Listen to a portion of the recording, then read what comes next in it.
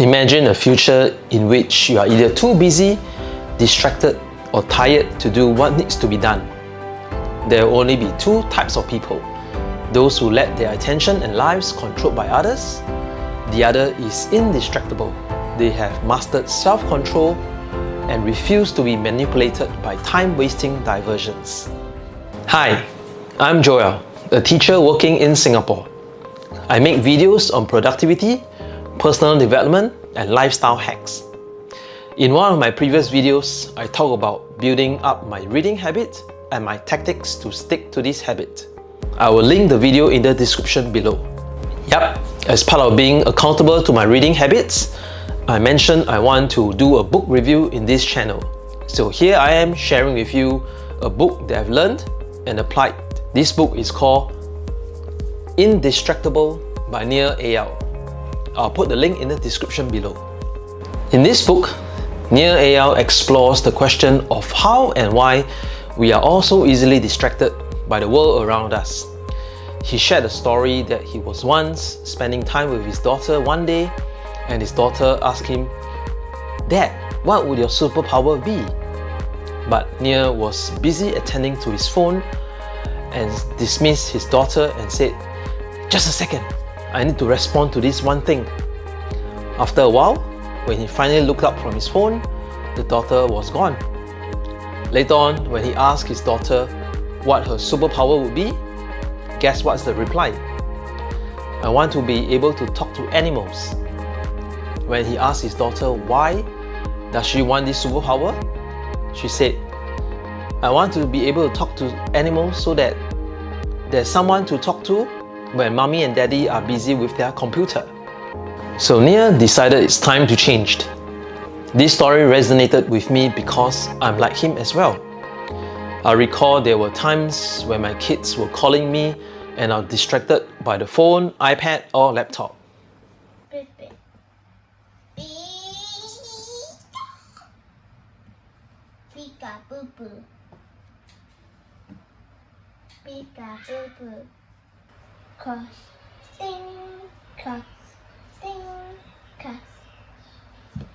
Sling, why are you talking to a hamster? Because you're always being on your iPad. Okay, I'm so sorry, my dear. Okay, let's go and play now, okay? Shall we? Yay! If you are also facing such situations like me, then I highly recommend you to check out this book. Okay, so let's talk about what is distraction. Before that, let's understand what is traction. Nir defines traction as moving you towards what you really want or move you towards your goal. The opposite is distraction. Distraction moves you away from your goal. Being indistractable means striving to do what you say you will do. There are four main parts in the indistractable model that helps us to be indistractable. They are mastering the internal triggers, make time for traction, hack back external triggers, and prevent distraction with packs. I love these because they are super tactical and applicable to our lives. The first part is mastering the internal triggers. Nir says motivation is a desire to escape discomfort. We have to find the root cause of distraction. We should learn to deal with discomfort rather than attempting to escape it with distraction. Stop trying to actively suppress urges. This only makes them stronger. Instead, observe and allow them to dissolve. Next, reimagine the internal trigger. Look for the negative emotion preceding by the distraction. Write it down and pay attention to the negative sensation with curiosity rather than contempt. We can also reimagine the task. Turn it into play by paying foolish, even absurd attention to it. Deliberately look for novelty. For example, how can we imagine writing task, research task, or even mopping the floor? For me, if I'm mopping the floor, I will reimagine it as an agility workout and deliberately have fun with it. Next, how you talk to yourself matters. Your willpower runs out only if you believe it does. Avoid labeling yourself as easily distracted or having an addictive personality. The next part of the model is to make time for traction. That means make time to achieve your goals or values. This is super important. We have our own values and things we deem important. However, we tend not to safeguard our time and let people steal our time, and in the end, we could not accomplish what we set out to do. Nir says a to-do list has serious flaws. By writing out the things in the list is not clear. Each task may get pushed out when things crop up. He suggests that we can plan our time according to the 3 domains in our lives. They are you, relationships, and work. In order to live our values in each of the domain, we must reserve time in our schedule to do so. The effective way to make traction is through time boxing.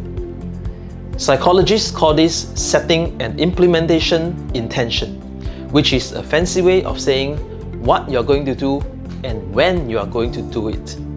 So remember to time box your day. Schedule time for yourself, plan the inputs, and the outcome will follow. Schedule time for important relationships. Include household responsibilities as well as time for people you love. Put regular time on your schedule for friends, etc. And lastly, don't forget to sync your schedule with stakeholders. Next, hack back external triggers. These few chapters contain many tactics we can use to hack external triggers like emails, group chats, meetings, etc. Of each external trigger, ask, is this trigger serving me or am I serving it? Does it lead to traction or distraction? When it comes to defending your focus, signal when you do not want to be interrupted. For example, putting a do not disturb sign, wear headphones to tell your colleagues that you are focusing on some deep work. When it comes to emails, if you want to get fewer emails, send fewer emails. When you check email, tag each message with when it needs a reply and respond at a scheduled time. When it comes to group chat, get in and out at scheduled times.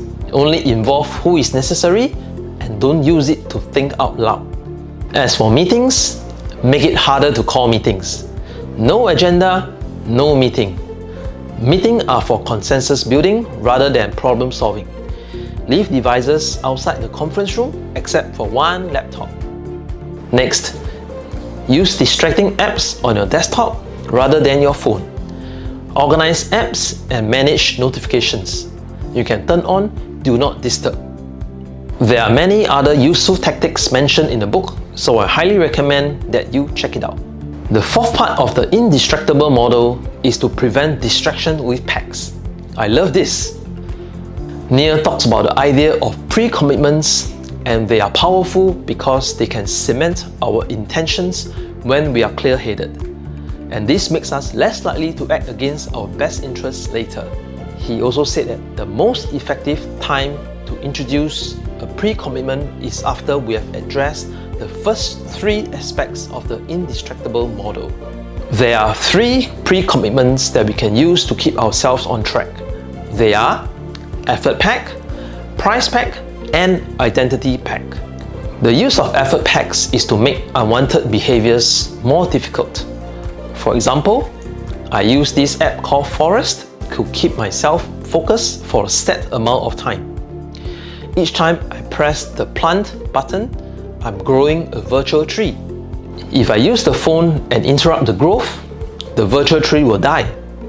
This thought of killing the virtual tree adds an additional effort for me to use the phone and is a visible reminder of the pact that I made to myself. Next, we can use a price pack to make getting distracted expensive. For example, you can make a price pack with an accountability partner that if you don't achieve certain tasks by a certain time, you will have to pay him a certain sum of money. Next, we can use identity packs as a pre-commitment to a self-image. Identity greatly influences our behavior. People tend to align their actions with how they see themselves. For example, if you want to cut back on eating meat, instead of saying, I'm trying not to eat meat when you are with friends, it may not be effective because they may still persuade you to try the meat dish. But if you say, I'm a vegetarian, it's much more effective because vegetarians don't eat meat. So here's what you can do. After reading this book, you can call yourself Indistractable. Use this identity as a rationale to tell others why you meticulously plan your day and refuse to respond to notifications immediately. I am indistractable. Wrapping up, Indistractable made me realize that we can overcome distraction when we know where your triggers come from. For me, the biggest factor in distraction was the notification on my phone. So I decided to set my phone to airplane mode when I need to do deep work and rearrange my apps so that I need to make an extra effort to open my social media apps. All these little tactics help me to create traction and move towards my goal. Let me know in the comment section below, what tactic are you using to prevent yourself from getting distracted? Share your methods with me and others so that we can all learn together. Lastly, as usual, don't forget to click the like button if you haven't done so and consider subscribing to the channel so that you don't miss my next video. Thanks for watching this video. I'll see you in the next one. Bye!